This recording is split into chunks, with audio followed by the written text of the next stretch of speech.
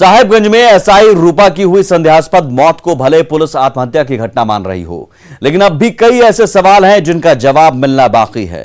सच जानने की आस लिए परिजन सीबीआई जांच की गुहार लगा रहे हैं। ऐसे में साहेबगंज से रांची पहुंचे डीएसपी ने जब रूपा के परिजनों से मुलाकात की तो परिजनों ने कई सवाल उनके पास रखे, जिसे सुन वो बगले झांकते नजर आए।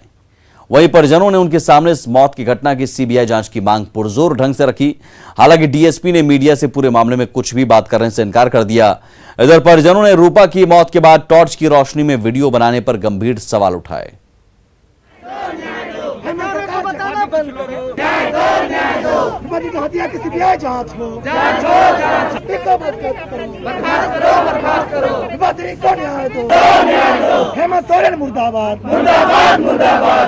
ये आक्रोश रूपा तिर्की की मौत के बाद 3 मई को आवास में रूपा का शव मिला था और उसके बाद से ही इस मामले में कई सारे पेच हैं, कई सारे सवाल हैं जिसका जवाब न पुलिस के पास है और परिजन लगातार इस सवाल का जवाब खोज रहे हैं। सीबीआई जांच की मांग तक की गई।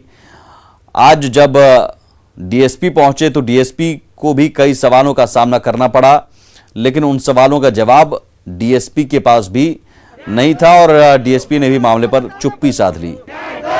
2 तस्वीरें देख रहे हैं, रूपा के घर पुलिस पहुंची और दूसरी तरफ पुलिस लगातार चुप है। ऐसे में परिजन आक्रोशित हैं, सीबीआई जांच की मांग कर रहे हैं।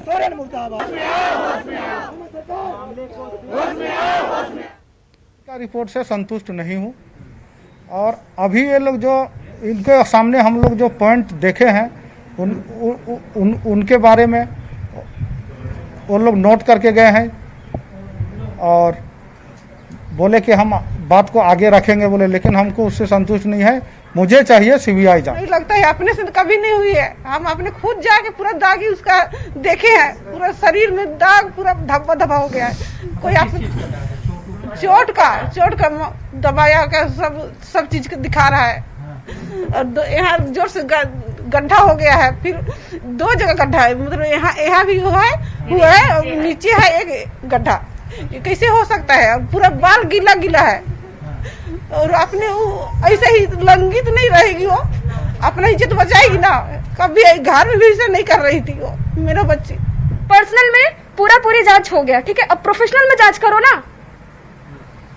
पर्सनल तो लव अफेयर्स में कैरेक्टरलेस का साबित कर चुका। एक लड़की को हमेशा ये बहुत इजी रहता है कि कैरेक्टरलेस साबित कर, तो प्यार में थी, ठीक है, कुछ भी थी, तो क्या वो आधा कपड़ा पहन के सुसाइड करेगी? या वो लड़का उसको इतना उसका दिया कि वो आधा कपड़ा पहन के सुसाइड करो? तुम मुझे जो भी कहना है मैं अपने सीनियर ऑफिसर को रिपोर्ट करूँ। क्या करने आए थे बताएंगे अपने सीनियर ऑफिसर। आपको मैं नहीं बता मैं नहीं बताऊंगा ना सर, मैं सीनियर ऑफिसर।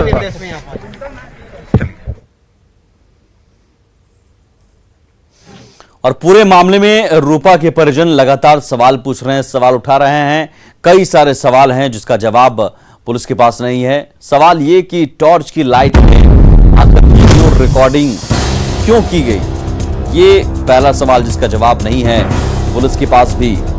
घुटने के बल पर कोई कैसे फांसी के फंदे पर झूल सकता है? घुटने के बल पर आखिर ये फांसी कोई लगा सकता है? सबूतों को छिपाने की आखिर कौन कर रहा है कोशिश? और सवाल एक और अहम, गले में फंदे के डबल निशान क्यों थे?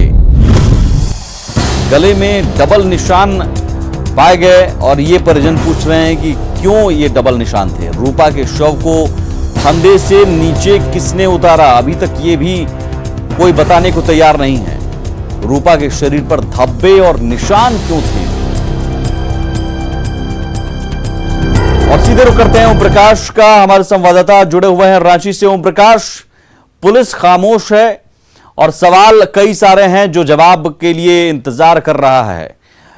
आखिर पुलिस की खामोशी के पीछे वजह क्या है? या फिर हम ये मान लें कि महकमे पर कोई दाग लग रहा है तो उस दाग को लगने ना दिया जाए, इसलिए सारी चीजें ऐसी हो रही हैं?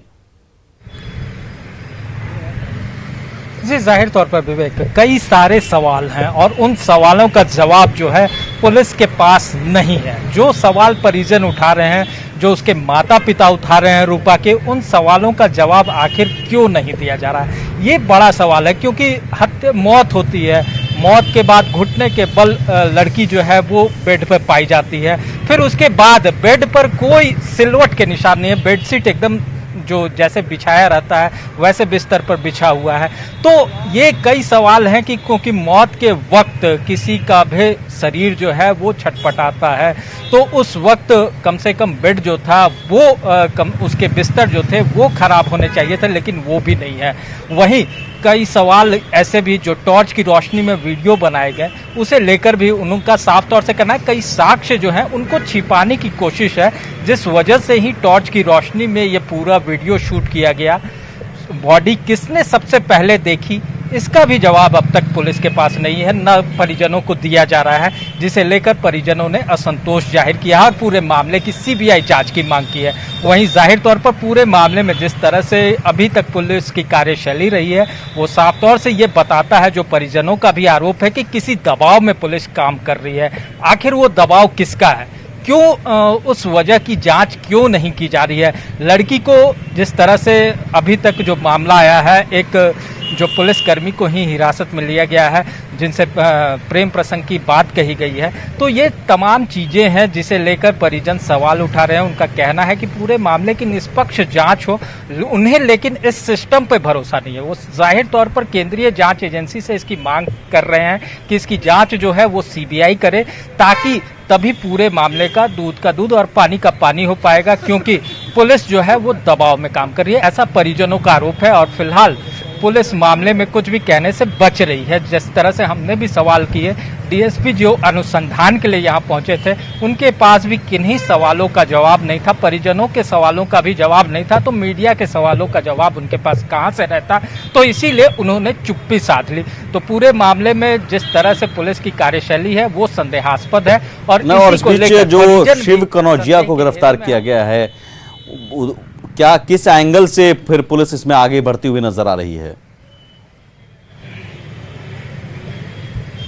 जी, पूरे मामले पर अभी इसे प्रेम प्रसंग में आत्महत्या का स्वरूप दिया गया है और उसी एंगल पे पुलिस का अनुसंधान भी आगे जा रहा है कि पुलिस इसे आत्महत्या का एंगल करार दे रही है। वहीं जो आरोपी हैं उन्हें हिरासत में गिरफ्तार जो किया गया है उन पर ही उकसावे का आरोप लगाया गया है। तो पूरे मामले में फिलहाल पुलिस के पास बस यही एंगल है जिस पर वो काम कर रही है। हालांकि अन्य बिंदुएं क्या है न इसे पुलिस सामने रख रही है परिजनों के, न मीडिया के, न सार्वजनिक पटल पर, जो एक बहुत अहम है, क्योंकि कई सवाल जो परिजनों के द्वारा उठाए गए उनके जवाब अब तक नहीं दिए गए हैं और इसी को लेकर पूरी तरह से असमंजस है। स्थानीय लोगों में भी आक्रोश है, वो साफ तौर से यही कह रहे हैं कि पूरे मामले की सीबीआई जांच हो।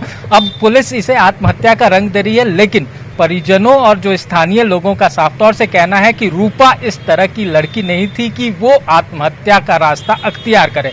अगर अख्तियार भी करती तो उसके बावजूद कई चीजें हैं जो एविडेंस मिले हैं, उन एविडेंस के आधार पर इन चीजों को मतलब देखना कहीं से भी आत्महत्या नहीं नजर आ रही है।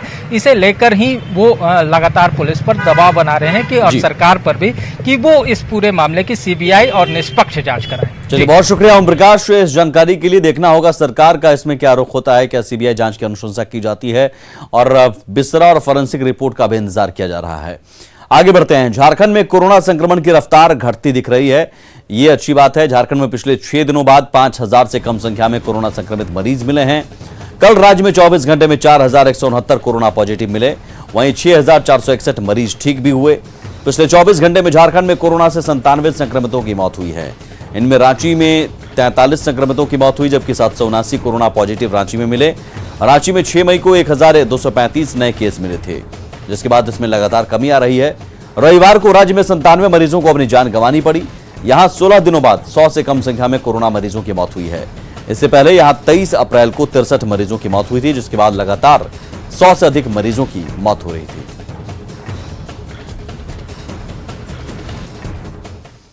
झारखंड में कोरोना संक्रमण की रफ्तार घट रही है, लेकिन सतर्कता और सावधानी बेहद अभी भी जरूरी है। ऐसे में सीएम हेमंत सोरेन राज्य के सभी सांसदों और विधायकों के साथ कोरोना पर कारगर रणनीति बनाने के लिए चर्चा कर रहे हैं। वीडियो कॉन्फ्रेंसिंग के जरिए हो रही 2 दिवसीय चर्चा में आज संथाल परगना और पलामू प्रमंडल के सांसदों और विधायकों के साथ महामारी को लेकर वे बैठक कर रहे हैं। वहीं कल उत्तरी छोटानागपुर, दक्षिणी छोटानागपुर और कोल्हान प्रमंडल के सांसदों और विधायकों के साथ चर्चा होगी। इस बैठक में कोरोना महामारी को लेकर विस्तार से चर्चा हो रही है, जिसमें सभी के विचार जानने के बाद सरकार आगे की रणनीति बनाएगी।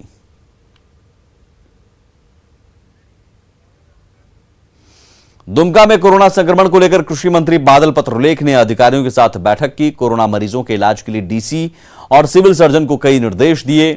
कृषि मंत्री ने हंसडीहा में बनने वाले 200 बेड का कोविड सेंटर का जायजा भी लिया। फूलो झानो मेडिकल कॉलेज अस्पताल में ऑक्सीजन युक्त बेड, मरीजों को दी जाने वाली सुविधा, ऑक्सीजन की वर्तमान स्थिति का भी जायजा लिया। कोरोना मरीजों के इलाज करने वाले डॉक्टरों से भी मिले। चुनौतियां हमारे सामने हैं और जिस तरह से जिला प्रशासन, हमारा स्वास्थ्य महकमा, पुलिस बल सब काम कर रहा है, तो ज़रूरत है उसको मोटिवेट करने की। रात में 2:15 बजे मैं जरमुंडी CSC गया तो वहाँ हमने डॉक्टर अनीस और डॉक्टर उमाशंकर को पाया। अनीस ने कुछ ही दिन पहले अपने माँ को खोया कोविड से ही। प्रभारी जो है डॉक्टर रमेश, उसने भी भाई को खोया। उसके बावजूद ये लोग हमें सेवाएं दे रहे हैं। तो ज़रूरत है इनको मोटिवेट करने की, इन्हें लगे कि हमें सरकार देख रही है, हमारे कामों को सराह रही है। तो मैं जिला प्रशासन को जो तैयारियां थी, जो बातें आई थी सामने, जो पैनिक क्रिएट हुआ था, उसको सक्सेसफुली हैंडल करने के लिए धन्यवाद देना चाहता हूं। और जो कुछ चीज़ें हैं जो चैलेंजिंग हैं, जो अभी मार्केट में आउट हो गई हैं, कि आउट ऑफ स्टॉक हो गई है, उन चीज़ों को कैसे जल्द से जल्द जिला प्रशासन को अवेल कराएं, इसके लिए कोऑर्डिनेशन की बात हमने की है। और साथ ही हंसडीहा में जो 200 बेडेड CSR से स्टेट गवर्नमेंट का निर्देश है कि जल्द से जल्द चालू कराना, उसके भी बारे में हमने जानकारी ली और उसमें पॉजिटिव रिपोर्ट आए भी है। ऑक्सीजन सिलेंडर्स क्या, ऑक्सीजन प्लांट का जो यहाँ पर बैठक आना है, 100 बेडेड बिल्कुल 24 घंटे चालू रहेंगे, उसके भी बारे में जानकारियाँ ली। देवघर में कोरोना संक्रमण की रफ्तार कम होने का नाम नहीं ले रही है, वहीं मौत के आंकड़े भी बढ़ते जा रहे हैं। रविवार को देवघर में 280 नए मरीज मिले और 179 लोगों ने कोरोना को मात दी। देवघर में अब एक्टिव मरीजों की संख्या 1755 हो गई है। अधिक जानकारी दे रहे हैं देवघर संवाददाता मनीष दुबे। कोरोना संक्रमण के चैन को तोड़ने के लिए राज्य सरकार के द्वारा स्वास्थ्य सुरक्षा सप्ताह का अवधि बढ़ाकर अब 13 मई कर दिया गया है। लेकिन देवघर में जिस तरह से लोग लापरवाह दिख रहे हैं, इससे कहीं ना कहीं खतरे की घंटी माना जाए, क्योंकि देवघर में बीते दिन 280 संक्रमित मरीज पाए गए हैं। वहीं अगर ठीक होकर घर जाने की बात कहें तो 179 लोग कोरोना को मात देकर घर लौटे हैं और कोरोना से 4 लोगों की मौत हुई है। वहीं अब देवघर में 1755 कुल एक्टिव केस अभी कोरोना से हैं। लेकिन जिस तरह से ये लापरवाही देखी जा रही है और संक्रमण मरीजों के जो है में इजाफा हुआ है, ये बहुत ही देवघर वासी के लिए चिंताजनक वाली बात है। लोग जागरूक कम दिख रहे हैं। जिस तरह से अभी की भीड़ आप देखिए कि आम दिनों की तरह ही आपको भीड़ दिखेगा, तो ये देवघर के लिए बहुत ही खतरे की घंटी माना जा सकता है। हम भी आपसे अपील करेंगे कि अगर ज़रूरी ना हो तो घर से बाहर ना निकले, मास्क ज़रूर पहने। मनीष दुबे, न्यूज़ 18 देवघर। एक शख्स ने अपनी लाखों की लग्जरी गाड़ी को एम्बुलेंस बना दिया। खबर गुजरात के जामनगर की है, जहां एम्बुलेंस की परेशानी को देखते हुए उस शख्स ने अपने लैंड रोवर गाड़ी को एम्बुलेंस में तब्दील कर दिया ताकि जान बचाई जा सके।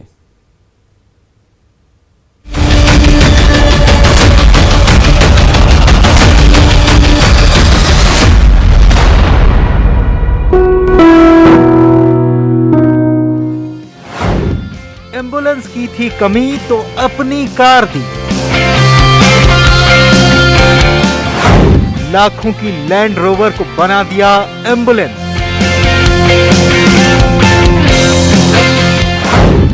बचानी है जान तो सारे शौक कुर्बान।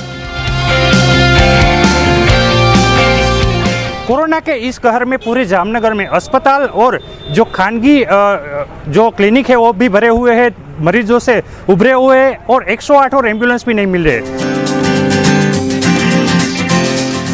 कहते हैं ना कि संकट के समय ही व्यक्तित्व की पहचान होती है।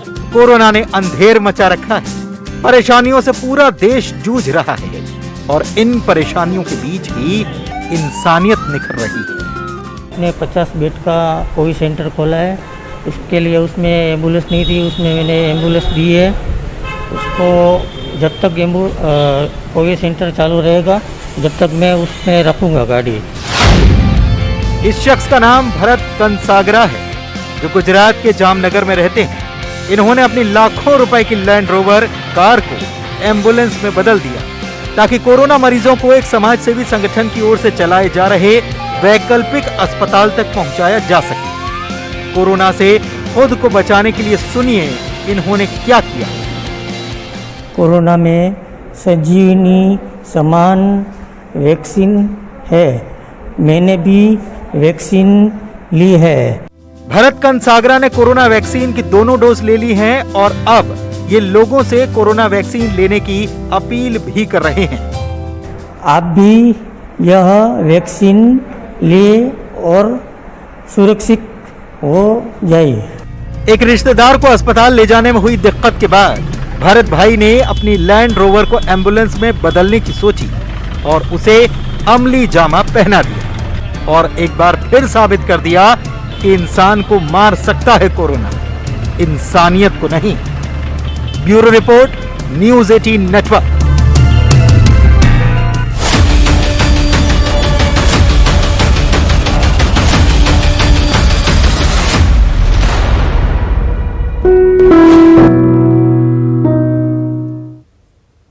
और इसी के साथ इस बुलेटिन में इतना ही। नमस्कार।